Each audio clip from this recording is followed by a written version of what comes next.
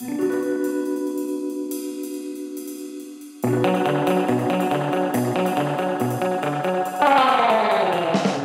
the Alien Conspiracy Podcast. We are your hosts, Agent Ether, Agent Kruger, and Agent Anderson. Come along as we examine UFO sightings, conspiracies, and all things strange. You can follow the show on Twitter at AlienConPod. We also have an email address, alienconpod@protonmail.com. We would love to hear from you. And don't forget to check us out on Facebook and Discord. This week's episode, UFOs in Space. I'm going to put some extra reverb on that in post. You know, normally I'd be opposed, but I think this time you should go for it. Before we get started, Agent Ether had a story about something sort of weird related that she'd like to relate to everybody. Yeah, it's not quite a mind boggle, but do you guys know who Ed Solomon is? No idea. We don't bring that name up here. Is that true? No, I'm kidding. Any relation to Dick Solomon? No, I don't think so. He wrote Men in Black, that movie with Will Smith. Good movie. Oh gosh. It's not an intergalactic dagger. Hold on, I'm going to start over again. Look at this dog. Our dog's getting tangled up in the mic cord, mic cable. Oh my gosh. What a little butt.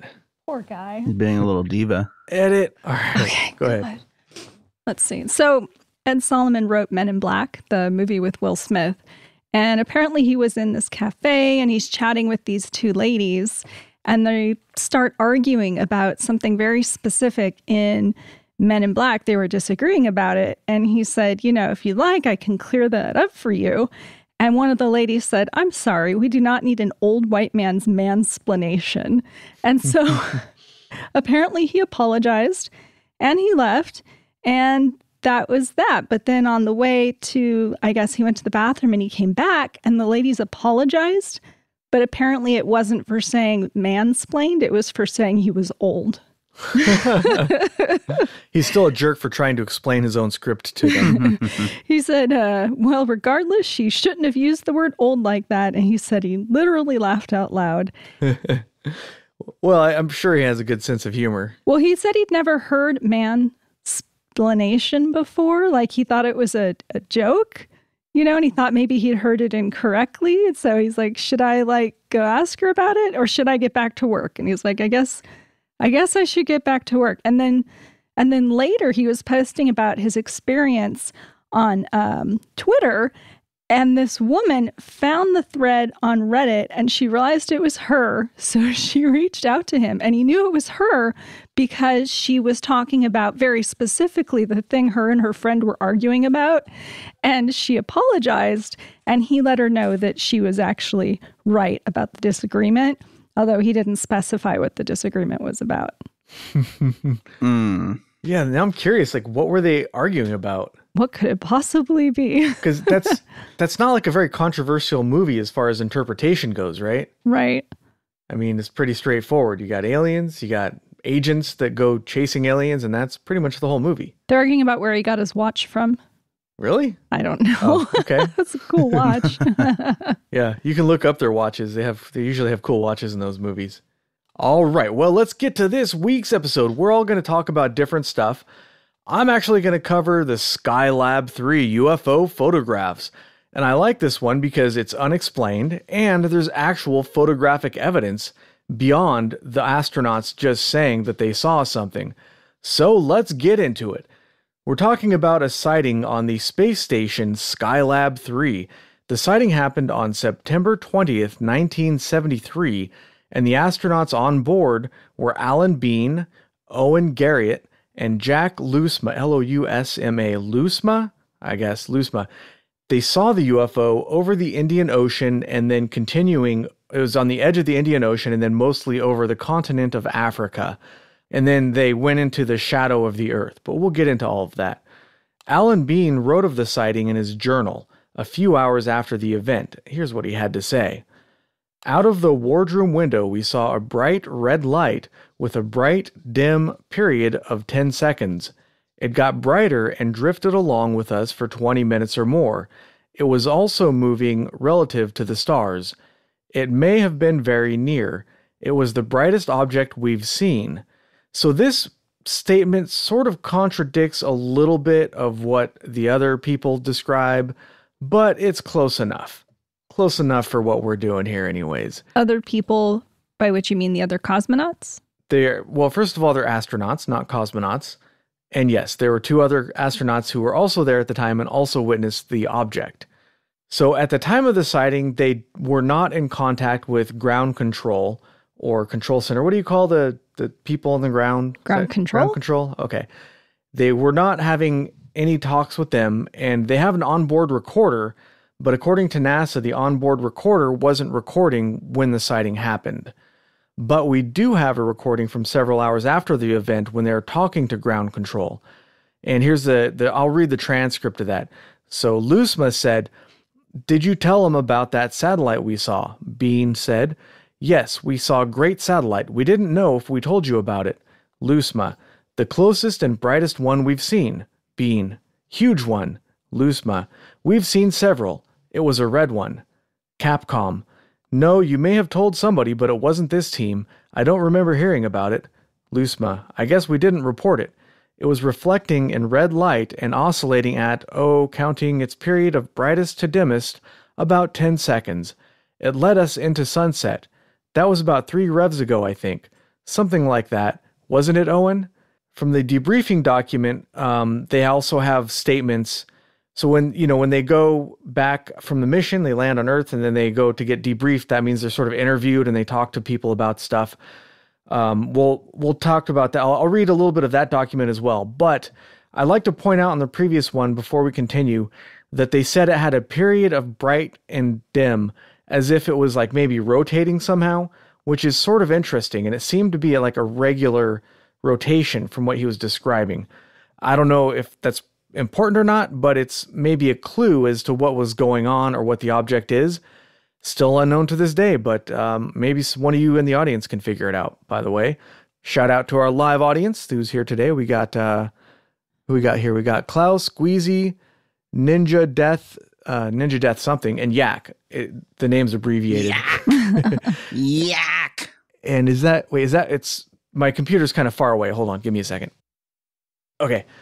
It's Ninja Death Star 25, and we got Cleaxis, actually. So welcome to the live show, ladies and gentlemen, and or gender-neutral people. All right, let's talk about the transcript from the debriefing document. This one is a little more descriptive. So we starts off with Lusma. Things we saw out the window. Garriott. For example, we saw that satellite about a week before splashdown. That was one of the most unusual things that we saw, and I guess Jack noticed it looking out of the window. This bright reddish object was out there, and we tracked it for about 5 or 10 minutes. It was obviously a satellite in a very similar orbit to our own. It was rotating and had a period of almost exactly 10 seconds, because you could see the brightness vary with that period. We followed it until sunset, and it went out of sunlight just 5 to 7 seconds after we did. It held its position nearly the same in the wardroom window for that 10-minute interval. It was reddish in color, even when we were well above the horizon. And they mention above the horizon because the atmosphere can scatter light. So what he's talking about there is that it was red, even though the light wasn't being scattered by the atmosphere, meaning that the object itself was probably red because sunlight isn't. But I'll probably talk about that in a little bit. As we approached sunset, it turned more reddish, presumably because of the sunlight change. What satellite it was and how it happened to end up in such a similar orbit, no one ever explained to us. And I would like to hear a few words from someone about that satellite. And the reason why he's probably really concerned about that is because they track objects in satellites, and this thing was in a very, very close orbit to the space lab. It was so close, in fact, that it might have been within the tolerance or error for their radar or detection. In other words, if somebody had detected it, it would have been close enough to be a possible collision. So this thing was dangerously close to the space station, to the Skylab. And even though it might have been like 50 miles away or something, they're up there, they're orbiting the Earth. I forget the number, but something like 17,000 miles an hour. So, I mean, at that speed, It's ridiculous speeds. Yeah. yeah, at that speed, even 500 miles is actually not that far. That's a close call probably. So Bean says, "You bet, we never saw it again. You'd think we would have seen it the next night, or it would cycle by another time. Maybe it did and we weren't looking out the window." Lusma, "You might point out that it never did take the shape of an object, but it was always brighter than any other star or planet in the night sky. It was much brighter." Now that's a really interesting comment to me, because even though we have a picture of something that has a shape, it suggests that it was kind of too bright to see its shape by the naked eye. You couldn't really make it out. And it also suggests to me that the camera may not have picked up a completely accurate picture of what the structure looked like. It might have been a little washed out, but we don't know for sure. Let's see. Okay, night sky was much brighter. Bean, "We tried monitors and everything on it, but we could never make it into anything other than a bright light." Lusma, "In doing T002, I had on other occasions, at least once or twice, seen other satellites, although they appeared as star points of light." The debriefing switched to other topics after this. On page 20-1, during the debriefing on visual sightings, the red satellite was once again discussed. Garriott, "Do you want to talk about that satellite?" Lusma, "I saw a couple of satellites that appeared like a satellite would on Earth. I saw one that was not like one you would see on Earth, so why don't you mention it?" Garriott, "Okay. About a week or 10 days before recovery, and we were still waiting for information to be supplied to us about the identification.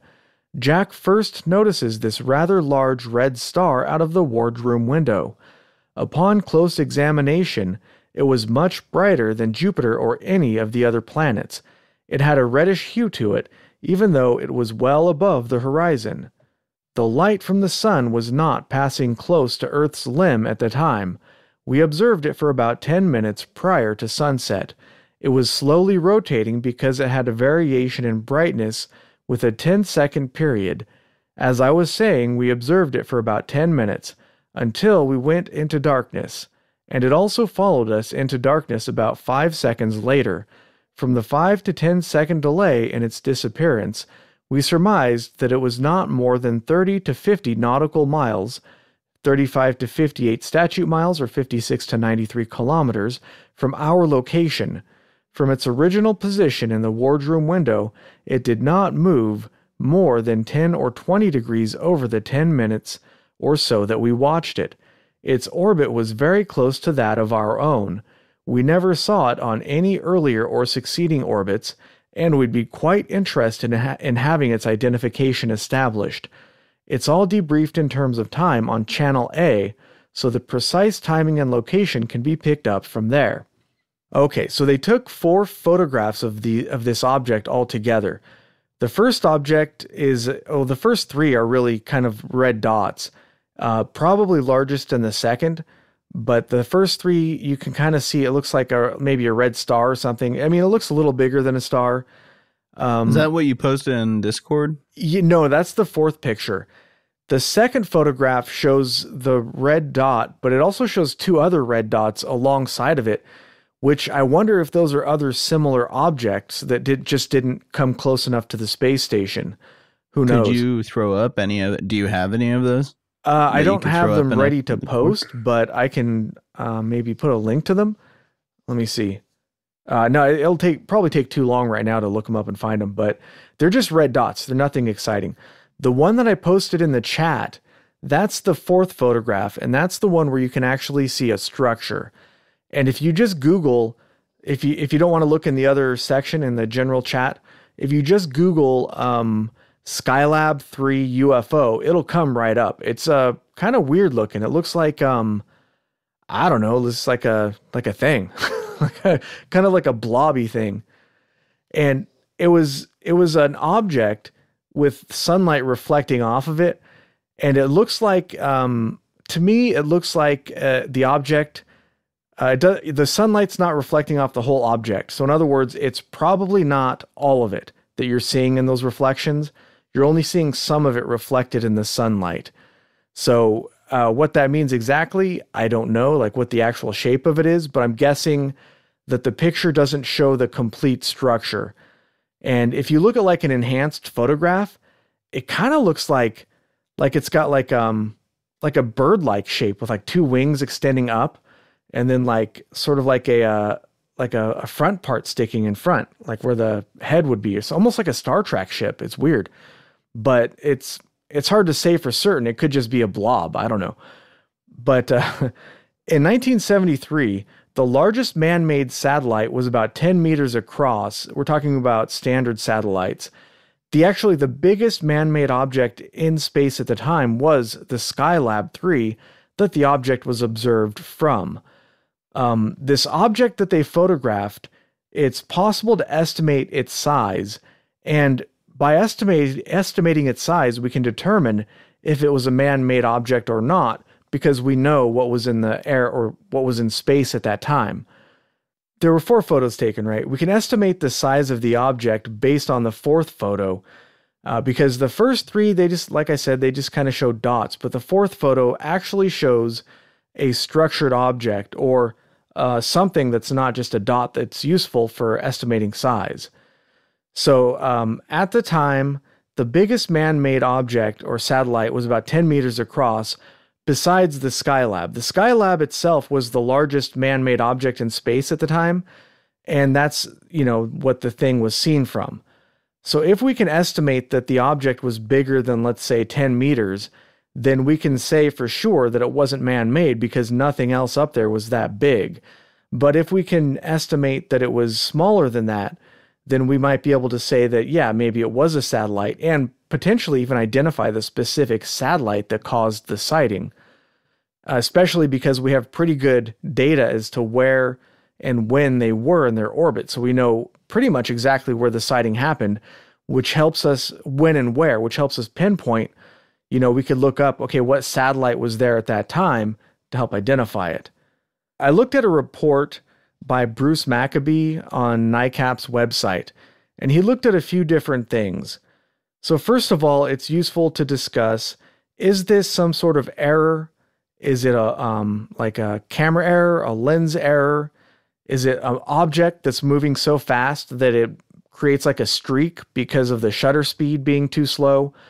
Or was the camera itself moved while the picture was taken? Or was the film flawed? So starting with the shutter speed, it was 1/250th of a second. So it was a pretty dang fast shutter speed. And if it was a blur caused by a fast moving object, that object was going really fast. And we can say for sure it wasn't man-made because no satellite could have moved that fast to cause the blur. So if that's the argument, then we could say right away that, yeah, it was a weird object. It was not a natural object like an asteroid or something. And who knows what that would mean? It could mean anything, right? So if there was a problem with the optics of the camera, like the lens or something causing a distortion, that would probably also be present in other pictures. We have pictures from this camera, so you can look at the log. They have a log of all the pictures taken from all of the cameras on board the space station, and you could look up the specific pictures taken from this camera. And there's not a single one with any sort of distortion that I saw that could cause no distortions at all, but especially no distortions that could cause something like this, like a light to stretch out and become sort of like a blob. So we know that there probably wasn't a problem with the optics or lens or anything of the camera, because like I said, it would have shown up in the other pictures. Right. Yeah. So the film, when there's a problem with the film, it usually shows up in a pretty specific way. Like there's very distinctive things about it. Like if you've seen like a overexposed something or other, or like a scratch on the film or something like that, like it doesn't tend to have like soft edges where it has that like tail or whatever, like, or it has like that aura around it. Yeah. So according to this paper that I read, it was not an error with the film because the film errors have specific characteristics and this object does not have those. But this is one where like I'm not a film expert, so I just have to take somebody else's word for it. But I mean, it doesn't look like an error to me either, so I don't know. And the other possibility was that the camera itself was moving or vibrating while the picture was taken. But this can't really be the case because when you look at the other pictures, you can't see any distortions in the other pictures, and the astronaut would have to be swinging this thing around on purpose. And I mean, with such a fast shutter speed, it seems unlikely that even if he was trying to make a shape like this out of a light, that he wouldn't be able to do it even if he was trying to. And I don't know why he'd be trying to. This is like a military mission, basically. Like, they take this stuff very seriously. They're generally not going to be horsing around with their cameras and equipment. But also... yeah, that's true. Yeah, but also, if you look at the shape of the object, the camera would have to move. If the object was, let's say, a star or something, then you would have to move the camera in such a way to get those three basic points, you know, left, right, and then up and down. And I just don't think that would be possible to do with such a fast shutter speed. And the parts of the object that are brighter, you would have to pause at those specific places as well to make that happen, which seems very, very unlikely that you'd be able to pull that off by hand, even with a machine. I don't know. And also, if something was moving, or if the camera was moving around that much, the light would be like streaked and looped, and you don't see that kind of an effect on there. You see more of like a diffusion of the light. So it's almost certainly not that. In other words, it's probably a real object in the photo. It's not some kind of error with the film camera or operation of the camera. Right. So the question is, what is it? What is it? That's where it gets weird. Because, so they were able to estimate the size of the object, and they were able to do this because the astronauts got really lucky, and they went into the shadow of the Earth, and the object followed them into the shadow. And one of the astronauts had the sound mind to count off to actually time it. So he didn't have a stopwatch handy. He counted off in his head, 1,000, 2,000, 3, 1,000. So it's not totally accurate, but it does give us a reasonable ballpark. It's going to be within a certain range. And it was said, I think in what I read earlier from those transcripts, one person said 5 to 7 seconds, another said 5 to 10 seconds. It doesn't matter if you choose 5, 7, or 10 seconds. It'll at least give you a general idea of the size of the thing. So you can use that to estimate its speed and distance, since the object was on a very similar trajectory to the space station. And you can use the focal length of the camera to estimate its size. Now they did, I can't really do these calculations because I'm like really bad at math, Oh, and the name of the astronaut that did the timing was Garriott. So props to Garriott. Way to go, Garriott. So one interesting thing to discuss about this is that, unfortunately, we don't know when the pictures were taken. If we knew exactly when those were taken, it might help to establish the movement of the object better, because in the first 3 pictures, it was just a dot. And then all of a sudden, it's a big object. So if he took the whoever was operating the camera, I didn't see that detail. If they took the first 3 pictures in the first minute, and then they took the final picture after, let's say, 9 minutes, then that gives the object plenty of time to move in like a linear fashion.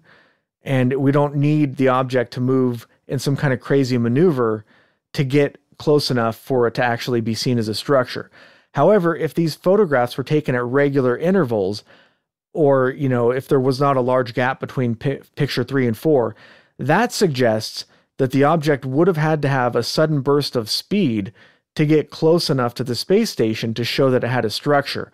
But we can at least say that probably it started very far on the horizon and it ended up very close to the Skylab, which means that it was moving on a similar orbit to Skylab, but probably faster than Skylab. But we don't know. I mean, this is all just sort of conjecture or whatever. We don't know for sure what exactly it was doing, because we don't have the specific timestamps of those photos, unfortunately. It's a probe. It's just looking at us. Yeah, it's just taking. It's just having a nice night out on the stars, right? Yeah, they're just joyriding around the universe. Yeah. Okay, so basically we have some general assumptions we can make to get a general idea of how far away and how big it was. So according to the calculations made by Bruce Maccabee and his cohorts who wrote the paper, it was somewhere in the ballpark of 38 to 76 kilometers away from Skylab. And based on that, we get a minimum size of something like 336 feet across. And that's more than twice of the size of Skylab itself, which again is the largest man-made object in space at the time. And the upper estimates of the object are 800 feet across or so, which is, really, really big. That's like what, 3 football fields or something? Yeah, it's massive. Yeah. I'm pretty sure we don't have anything that big even to this day. That's massive. But I don't know, maybe the International Space Station with all the solar panels and stuff, maybe, I don't know. But anyways, that's just huge. So these are based on the assumption that the object is perpendicular to the camera. If the object is rotated at all, then it would have to be even larger in order to appear that size, because you're seeing it at like a profile. You're not seeing the entire length of the thing, if that makes sense. Okay, now Bruce Maccabee also discussed a little bit about the possible direction of movement of the object. If we assume that it was not moving in the same direction as Skylab, but on some sort of other trajectory, maybe perpendicular or at some sort of angle, then we can possibly have a smaller object, because if there's the 5 seconds to pass into the shadow, right, that gives us the size and distance measurement. But if it was at a different angle, instead of going, following Skylab directly, then it could take a lot longer to go in the shadow because it's not on the same path. And then we could make an argument that the object was a lot smaller than previously assumed, and that could mean that could possibly be a man-made satellite. But I read through he did some math and stuff, and I didn't really, I'm not that great at math, and it was like, it was not algebra. I'll just say there's like angles and stuff. And but according to him, it doesn't really line up. Like, you can't really, there's no geometry where you can make that you can reconcile the size of the object being as small enough to be a satellite and match up still with what the astronauts witnessed. It doesn't make sense to be that small, even at a trajectory that's not exactly lined up with the Skylab. It doesn't matter where you put it. This thing was probably very large. And even if it was a satellite, they were tracked at the time, and they're still tracked today as they orbit, obviously. And to this day, there's no known man-made satellite that could explain the object. Like, they would have been able to figure it out after the fact, if it was a satellite, exactly which one it was.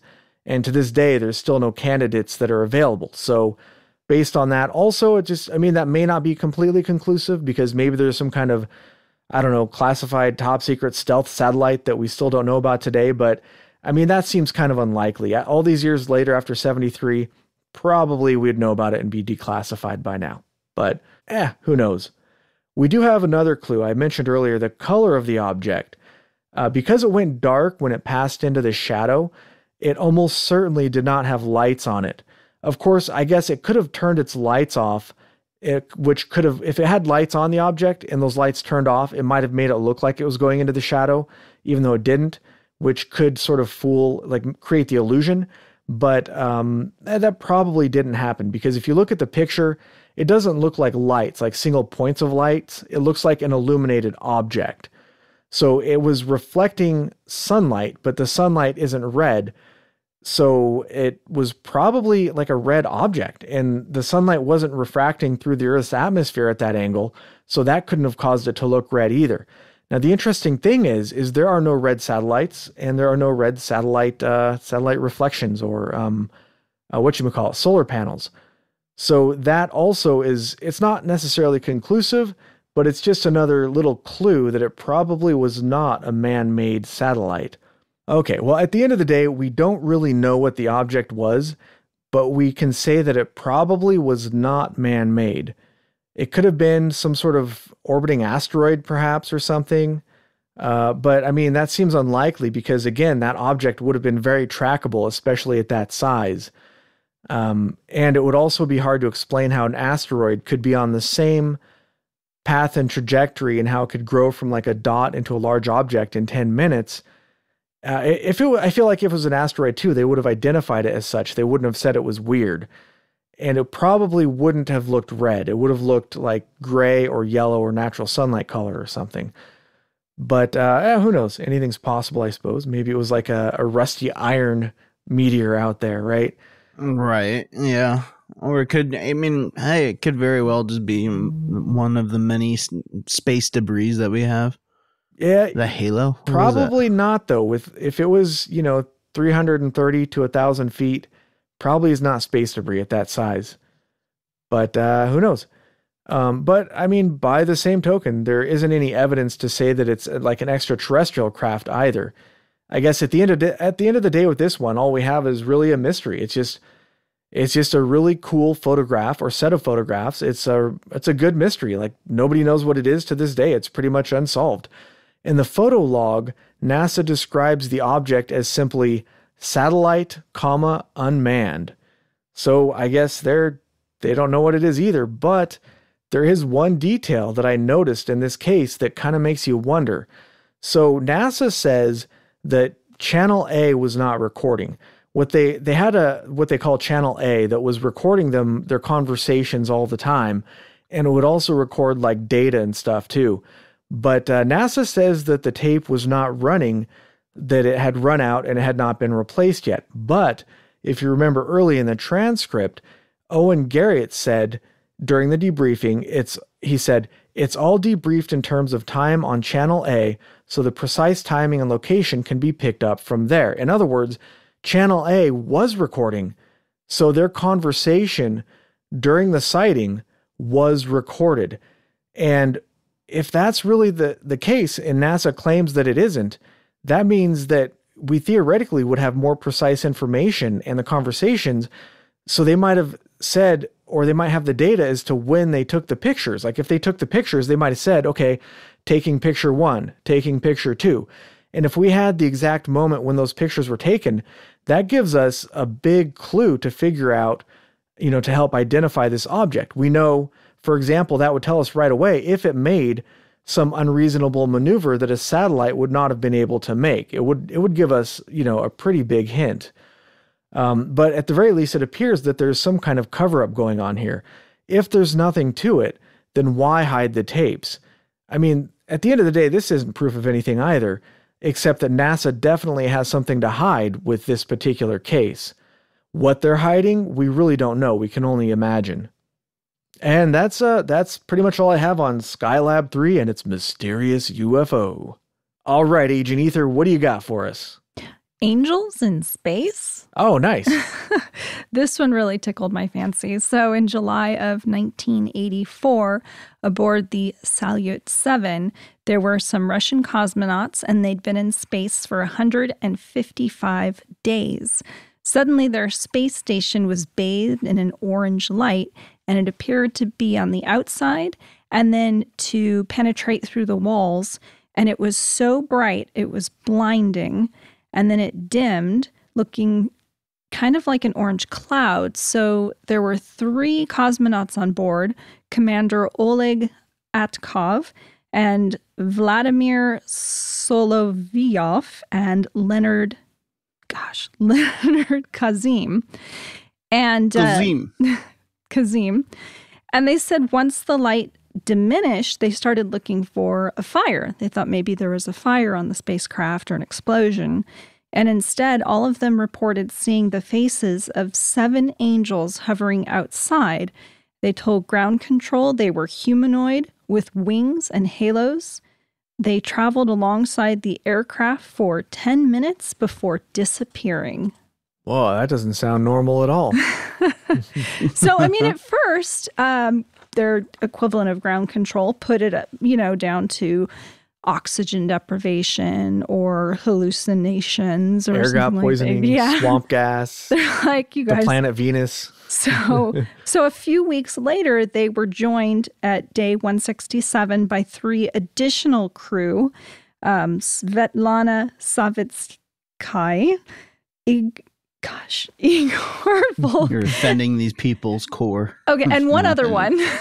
another name that we can't pronounce. There were 6 total. Comrades. And the experience was repeated. Like really? The same thing happened, and the angels were described as very large, up to 80 feet in height, with a wingspan as big as a 747. Dang. Damn.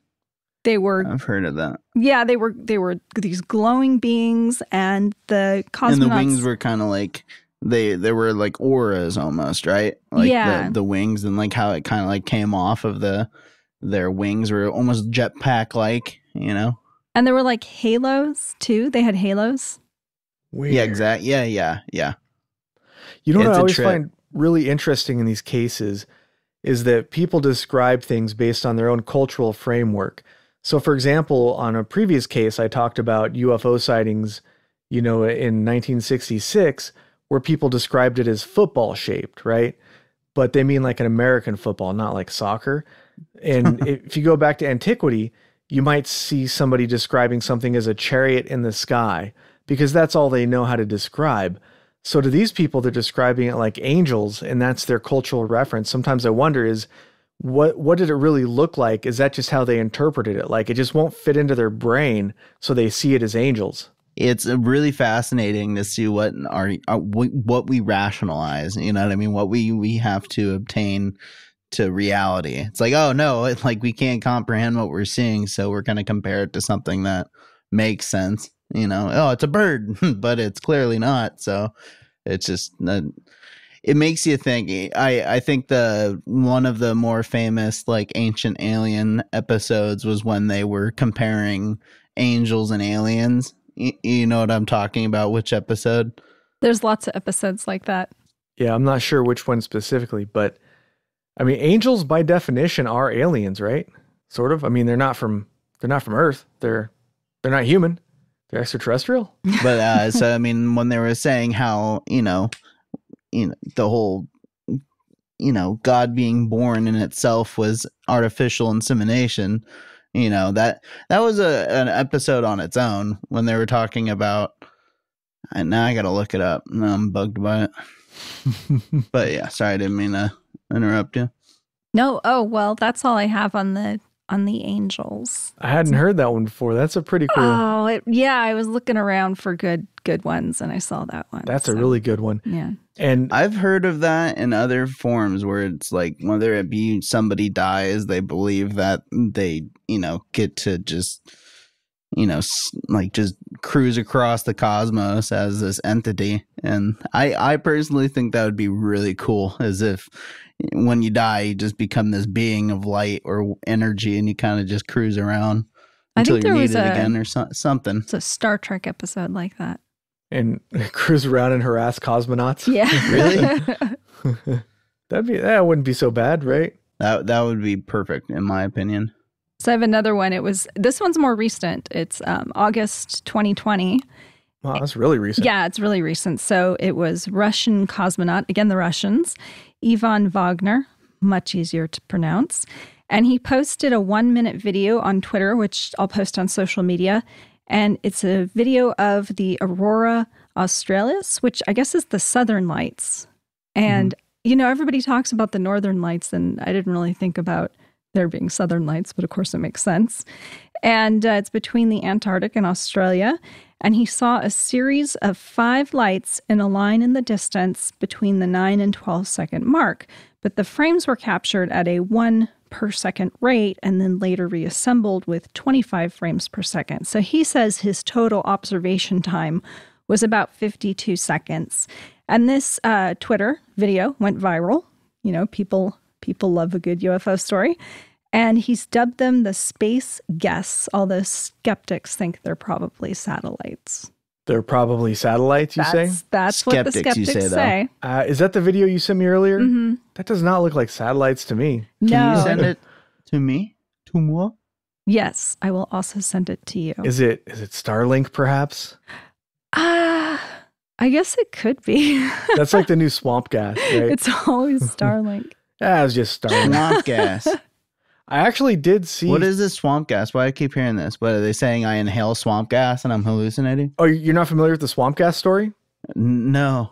Okay, so this was actually the very first episode I did of the podcast, which was Michigan, 1966. There was a lot of people over several days, or actually, if you go and look at the Blue Book files, or for months actually, in the surrounding years even, people were seeing this similar objects. But there were a couple of prominent sightings. For example, a bunch of girls at an all-girls college in Hillsdale. I forget the exact number, something like 25 or 30 girls or something like that.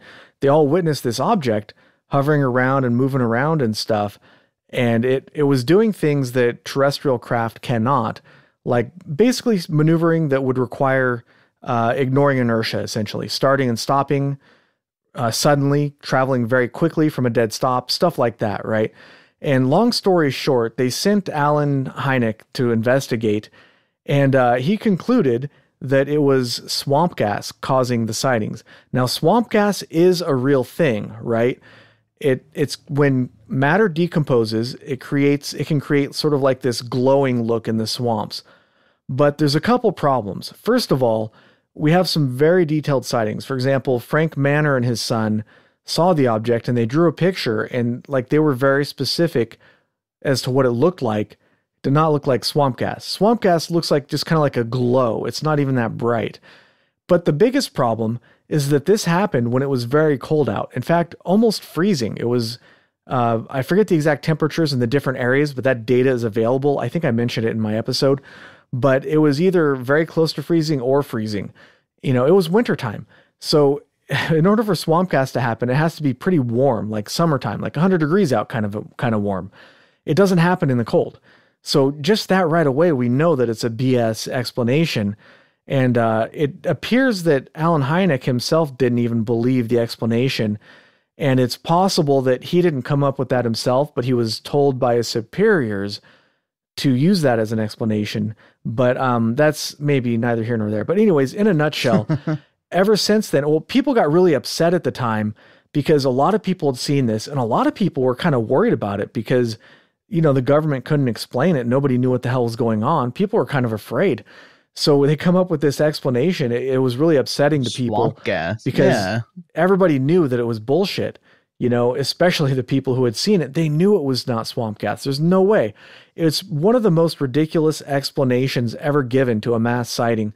And that's why it's still in the vernacular today. People still call things, you know, if there's a ridiculous explanation or something, they still say swamp gas because it's just, you know, it's sort of lived on in the UFO lore, even though a lot of people may not know about the specific case that it comes from. But there's Venus and there's weather balloons, you know. I was gonna say, or Venus or Jupiter or some planet. Mass hysteria. Yeah. I tell you what, I look out my window yesterday, I saw Venus doing all kinds of weird zigzags up there. Yeah, Man. that, you know what? I saw that crazy planet doing that too. That planet is out of control. That planet is not right. Yeah. All right, Agent Ether, after that little bit of a diversion there, what else you got for us? Well, I don't have astronauts in space, but I do have space. Space in space? Space in space. I have Google Earth. All right. And Hit it. people finding UFO and spacecraft using Google Earth from space. All right. That is so much more than what I have. And I won't Well, even, then I will won't even continue. waste time. Yes, So please. in June 2021, there's this area. It's about 150 miles southwest of the Groom Lake Air Base, which is a locations for weapons testing for Area 51. There is a 340-foot teardrop crater. It's in the middle of Death Valley. It's about 150 miles away from the Pacific Ocean. And the teardrop indentation is mirrored by a dark-colored object and surrounded by large vehicles. So somebody was looking through Google Earth images, and they found this anomaly. And there's also a small boat by the vehicles, and just a few miles away from the site is a crashed jet. Oh, There's a series of indentations or roads nearby, roughly in the shape of a Star of David. And That's a 6-pointed stars for all you people out there who don't know what that is. so skeptics say it's just an irrigation area in the middle of Death Satan. Valley. Well, I mean, everybody keeps a crashed jet near their irrigation, right? That's just a coincidence. Oh, just a coincidence. Okay. Yeah, skeptics say that was a coincidence. Others speculate the plane just got too close and was shot down. And as far as the large vehicles are, some people speculate they could be bulldozers, but a lot of people agree they look like tanks. So you have this area, may or may not be used for irrigation in the middle of Death Valley, crashed plane nearby. Tanks are very large bulldozers. And skeptics say the tanks are decommissioned. And the entire area is being used for target practice by Air Force bombers. But that seems kind of strange because it's actually pretty close to a... Hold up there. So they got an area yes. that they're irrigating. What are they irrigating? The tanks? I don't know. They're storing... Hey, they need water too. What are they growing like? Is that like a vineyard out there and they're storing tanks in the vineyard? Like that doesn't make sense. It's like, I don't know. Grow rust. You can grow algae on metal. I think. These skeptics are kind of over-explaining this one, right? I mean... What were you mentioning in Skinwalker Ranch? What were they growing to test radiation levels? Oh, that was like some kind of beans. Like bean sprouts or something? Yeah. Maybe the irrigation is to grow bean sprouts. In Death Valley? Yeah. Dude, stuff just catches on fire out there. You just throw some on the sidewalk. Well, there are no sidewalks, but I mean, you know what I mean? It gets so hot that people who run in Death Valley, because they're crazy, their sneakers will melt. Yeah, you're not growing anything out there, man. That's crazy. Yeah, why would there be water out there at all? There would be no irrigation above ground. It would just evaporate. That doesn't make any sense at all. So I also have a sighting, Google Earth. These people, they go through. They're really looking for something out there or something down here. This one's June 2015 in Antarctica. It was made public by Valentin de Terror. And there's what looks like an object, maybe ice, maybe not, with a giant skid mark behind it. And this image was actually taken by Google Earth in February of 2012, but he didn't find it till 2015. He's a Russian ET hunter. And later on, after that date, people went back and they started looking at the same location with Google Earth, but they were going, backwards in time. So they looked at images from April and December in 2011. And right by this object, you can see a series of tanks all in a row. There's 4 of them. And ufologists speculate there's actually different types of tanks. 3 are the same, but one is obviously different if you look at the images. The object in the image is estimated to be 204 feet wide by 40 feet tall.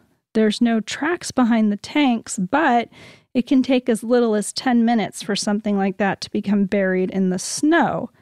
So either way, it's kind of weird. Much weird. Very weird.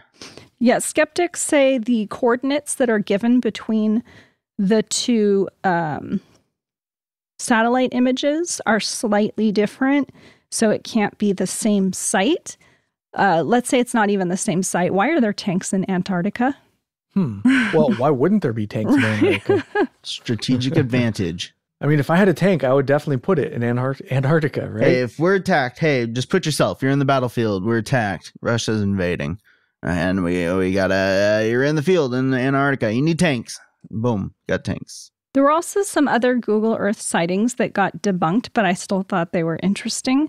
They saw some UFOs glowing, and they were yellow off of Woody Island in South China that did turn out to be boats.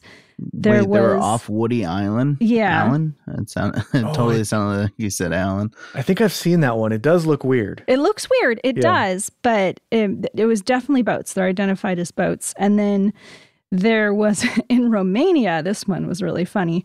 It really looks like a UFO. Like it's dome-shaped, and it's pretty thick, and it's metallic, it's shiny. And you look at this image, and you're like, well, explain that. It's actually a hotel in Romania. Okay. So it's there, and it does look like a UFO, but it's actually a hotel. Well, there have been buildings built awesome. on purpose to look like UFOs. Like they had these houses that were, I forget what they were called, but the company went under, but they looked like, they were built to look like a disc-shaped UFO. Or Bob Hope's there's house. like 3 of them, right? Yeah. Sorry. They're out in the desert or like some random offbeat like road. Yeah, I forget what they're called offhand, but yeah, and then I think Bob Hope's house was roughly based on the idea of a UFO. So they have built buildings on purpose to look like a UFO. Bob Hope's house was built to what? Yeah, supposedly the shape of it was inspired by a UFO. Google it.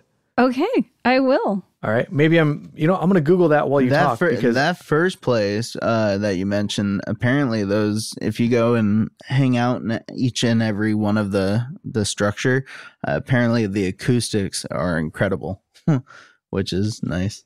It's in YouTube videos where they're just like singing in it, and it's like really nice. It's really trippy. So his house was 23,000 it's still there, 23,600 square feet. Oh my goodness.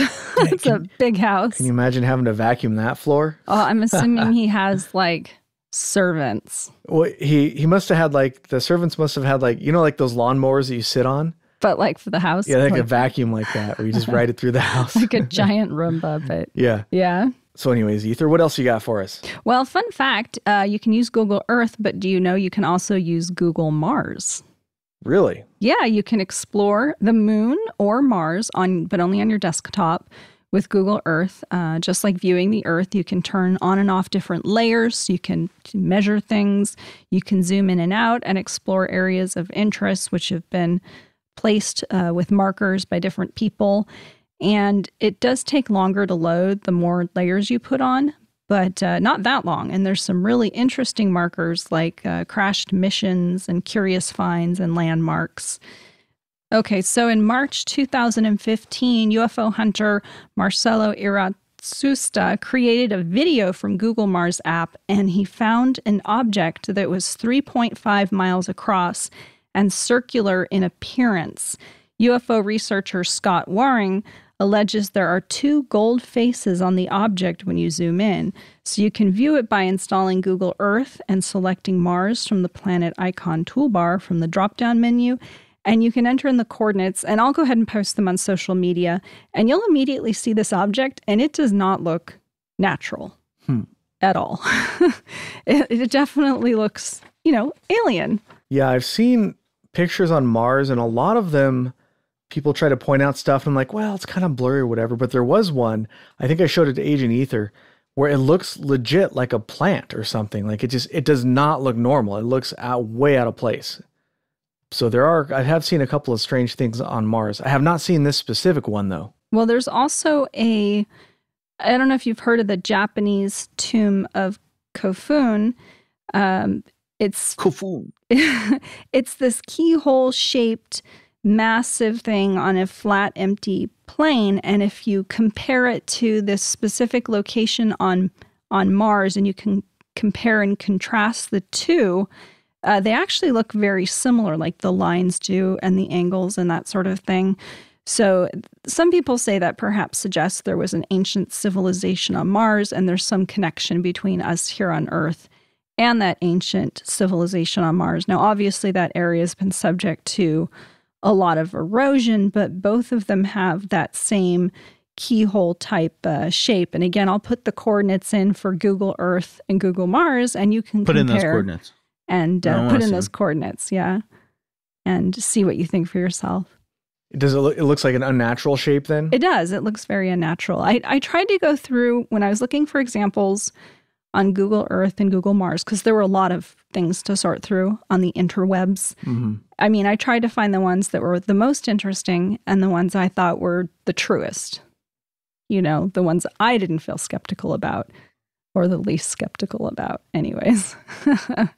Yeah, those are always the fun ones. Those are the fun ones. So I kind of, threw out the stuff where I was like, well, I think the skeptical explanation is a good explanation. And I stuck with the ones where they were interesting. Okay. Oh, yeah. Were those all of your sightings you had for us, Agent Ether? That's all my sightings. Okay, well, I suppose no. Mars is technically in space. So it sort of matches the theme of the episode. But so that's all I had. I sort of looked at some other stuff, but I figured that I took so many notes on the on Skylab 3 that I thought that was enough. We didn't really need more. And there's actually a lot more sightings by astronauts in space, so much so that we could easily do another episode. We didn't even talk about like the STS-48 or, like all the big ones, like they have actual video footage of, that are really interesting looking and somewhat difficult to explain.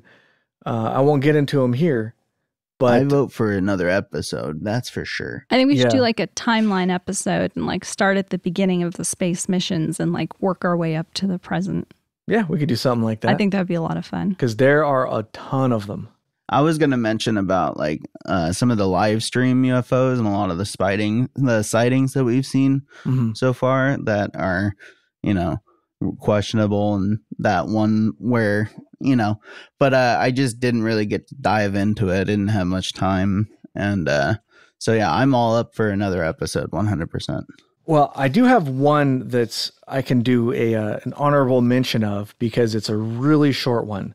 So on January please do tell. 2015, the International Space Station, they were able to observe an object in the distance on the live feed. But as soon as the object appeared, like on the horizon of the Earth, the feed cut out for 5 minutes. And when the feed returned, the object was gone. So a lot of people think that this object was either some kind of classified satellite or perhaps an alien craft. We don't really know, but people suspect that this was some sort of cover-up, that they cut the feed to hide that object. And NASA does have a feed delay that they can use in case there's something they want to hide on purpose. So in this case, it appears that it is possible that they were trying to hide something. We don't know for sure, and that's pretty much all there is to that one. But you can actually look up the video and see the object on the horizon. It just looks like a point of light. So you can't really tell what it is, unfortunately.